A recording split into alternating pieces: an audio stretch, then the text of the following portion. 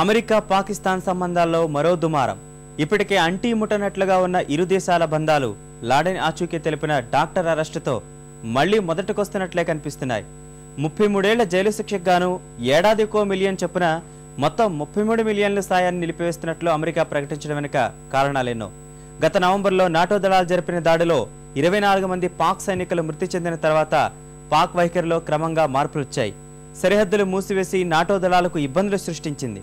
Haqqani network పై ఏకపక్షంగా దాడులు జరిపితే సహించబోమంటూ తీవ్ర స్వరంతోనే అమెరికాపై విరుచుకుపడింది. తమ న్యాయస్థానాల్ని లెక్క చేయని అమెరికా తీరుపైన గుర్రుగా ఉంది. అసలింతకీ ఇరు దేశాలు స్వరం పెంచుకుంటూ మాట్లాడుకోవడానికి అసలు కారణాలేంటి? రెండు దేశాల సంబంధాలు ఇంకా ఎలాంటి మలుపులు తిరగనున్నాయి?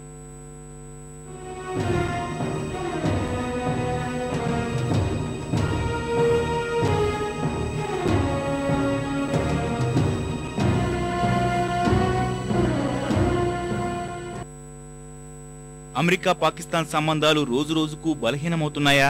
అమెరికా చర్యలను పాక్ తట్టుకోలేకపోతోందా అంటే అవునన్న సమాధానమే వస్తోంది. పాకిస్తాన్ కు చెప్పకుండా ఆపరేషన్ జెరోనిమా నిర్వహించడం, తమ సైన్యంలో నాటో దాడి, తమ న్యాయస్థానాలను అమెరికా ఏమాత్రం గౌరవించకపోవడం, ఏకపక్ష నిర్ణయాలు ఇవన్నీ పాకిస్తాన్ కోపాన్ని రెట్టింపు చేస్తున్నాయి. తాజాగా ఒసామా బిన్ లాడెన్ ఆచూకీ తెలిపిన షకీల్ అఫ్రీది అనే డాక్టర్ కు 33 ఏళ్ల జైలు శిక్ష విధించింది పాకిస్తాన్ కోర్టు. సరైన ఆధారాలు లేకుండా సిఐఏ ఏజెంట్ అని ముద్రవేసి జైలుకు పంపడంపై ఆగ్రహించిన అమెరికా $33 మిలియన్ కోత విధించింది.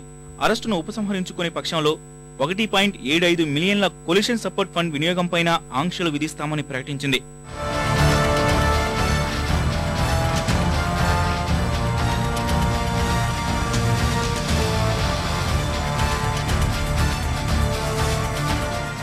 ఉగ్రవాదంపై పోరు విషయంలో గాని మరే ఇతర అంశాల్లో గాని పాకిస్తాన్కు అమెరికా భారీ సాయమే చేస్తూ వస్తోంది. గత 8 ఏళ్ల కాలంలో ఏకంగా 1,20,000 కోట్ల రూపాయలకు పైనే అందించింది. ఇదంతా ఉగ్రవాదులకు స్వర్గధామంగా మలుచుకునేందుకే ఉపయోగపడుతోందని, సాయమంతా ఇస్లామాబాద్ బ్లాక్ హోల్లో పెట్టినట్లుందని, అమెరికా డబ్బులతో అమెరికన్లనే చంపుకునే పరిస్థితి ఉందని అమెరికా చట్టసభ ప్రతినిధులు గరంగరమవుతున్నారు. అయితే తమ అంతర్గత విషయంలో జోక్యం చేసుకుని అరెస్టును వ్యతిరేకించడం, సాయాన్ని నిలిపివేయడం ఎంతవరకు సబబన్నది పాకిస్తాన్ సంధిస్తున్న ప్రశ్న. నిజానికి పాక్ వాదనలో ఏమాత్రం పసలేదు. కారణం, ఇరు దేశాలు ఉగ్రవాదానికి వ్యతిరేకంగా పనిచేస్తున్నామని ప్రకటించుకున్నాయి. ఉగ్రశక్తుల్ని ఏరిపారేయాల్సిన పాకిస్తాన్ ఆ పని చేసి ఉంటే లాడెన్ ఎప్పుడో దొరికేవాడు. తాను చెప్పకుండా సిఐఏకు షకీల్ అఫ్రీది అనే డాక్టర్ సమాచారం ఇచ్చాడన్న విషయంతో 33 ఏళ్లు జైలు శిక్ష విధించడం వారికే చెల్లింది. ఉగ్రవాదంపై పోరులో పాక్ అనుసరిస్తున్న ఈ ద్వంద్వ వైఖరి అమెరికాతో పాటు చాలా దేశాలకు నచ్చడం లేదు, ముఖ్యంగా భారత్ కు. కారణం, ఎన్ని తాజా సాక్ష్యాలిచ్చినా ముంబై దాడుల సూత్రధారుల్ని వెనకేసుకురావడం తప్పితే చర్యల విషయంలో అస్సలు చిత్తశుద్ధి చూపడం లేదు పాకిస్తాన్. ఉగ్రవాదంపై పోరు చేసేందుకు పాకిస్తాన్ కు మనసొప్పడం లేదన్నట్లుగా ఉంది. చిన్న కారణాలతో అసలు లక్ష్యాన్ని పక్కన పెడుతోంది పాక్. సైన్యంపై డ్రోన్ దాడి అనంతరం నాటోకి సరఫరాలను నిలిపివేసిన పాక్ కు మళ్లీ జరుగుతున్న డ్రోన్ దాడులు ఏమాత్రం నచ్చడం లేదు.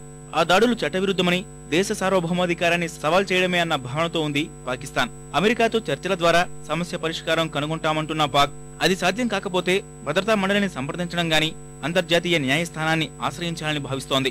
మొత్తానికి అమెరికాకు వ్యతిరేకంగా ప్రణాళికలు రచిస్తూనే ఉంది.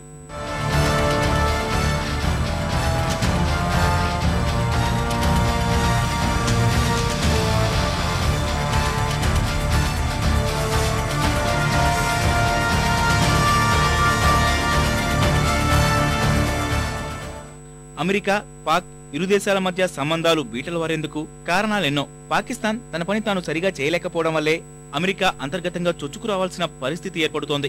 ఈ అంశాలనే ప్రధానంగా చేసుకుని పాక్ అమెరికా తీరుపై నిస్సహాయంగానే ఆగ్రహం వ్యక్తం చేస్తోంది. ఏవేవో ప్రయోజనాలు ఊహించుకుని దశాబ్ద కాలంగా డాలర్ల మేతమేపి పాకిస్తాన్ను పెంచింది అమెరికా. ఉగ్రవాదంపై అంతర్జాతీయ పోరులో విశ్వసనీయ భాగస్వామి అంటూ హక్కున చేర్చుకున్న అదే పాకిస్తాన్ పై ఇప్పుడు నిప్పులు కక్కుతోంది. నువ్వు ఒకటంటే నేను రెండంట అన్న రీతిలో పాకిస్తాన్ కూడా ఘాటుగా స్పందించేందుకు ఏమాత్రం వెనకడుగేయడం లేదు. ప్రపంచ ఉగ్రవాద సంస్థలన్నిటికీ సిఐఏతో సంబంధాలు ఉన్నాయని పాక్ విదేశాంగ మంత్రి హినా రబ్బానీ చెప్పడం ఇటీవలి కాలంలోనే సంచలనమయ్యాయి. హక్కానీ నెట్వర్క్ ను మట్టుపెట్టే విషయంలో ఆ రెండు దేశాల మధ్య గత నవంబర్లో విభేదాలు తీవ్ర స్థాయిలో పొడసూపాయి. నిజానికి తాలిబాన్లకు, ఆల్ ఖైదాకు అనుసంధాన శక్తిగా మారిన హక్కానీ నెట్వర్క్ పై అమెరికా ఏనాడూ గురిపెట్టింది. వజీరిస్తాన్ నుంచి కార్యకలాపాలు నిర్వహిస్తూ నాటో దళాలకు, అటు ఆఫ్ఘన్ ప్రభుత్వానికి కంటి మీద కునుకు లేకుండా చేస్తున్న ఉగ్రవాద సంస్థ హక్కానీ నెట్వర్క్. 15,000 మంది వరకు ఉగ్రవాదులను కలిగి ఉన్న హక్కానీ గ్రూప్ పాక్ గూఢచర సంస్థ ఐఎస్ఐ అండతోనే చెలరేగిపోతోందని ఆధారాలు కూడా సేకరించింది అమెరికా. అంతేగాక దాంతో తెగతింపులు చేసుకోవాలని ఇస్లామాబాద్ కు విస్పష్ట హెచ్చరికలు పంపింది. పాకిస్తాన్ ఉగ్రవాద కేంద్రంగా మారిందన్న అమెరికా సంయుక్త దళాల అధిపతి అధ్యక్షుడు మెక్ముల్లర్ వ్యాఖ్యలు ఆ క్రమంలో వచ్చినవే. అమెరికా వ్యాఖ్యలపై పాకిస్తాన్ ఒక్కసారిగా కసుబుసుమంది. హక్కానీని పుట్టించిందే అమెరికా అని, పలు ఉగ్రవాద సంస్థలతో సిఐఏ అని అంటగడుతోందని పాక్ ఘాటైన ఆరోపణలు చేసింది. స్వయాన పాక్ విదేశాంగ మంత్రి హీనా రబ్బానికర్ నోటి నుంచి జాలువారిన ఆ పలుకులే ఇరు దేశాల మధ్య బేటలు వారుతున్న వారి మైత్రికి, రాజుకుంటున్న వైరుధ్యాలకు తిరుగులేని నిదర్శనం.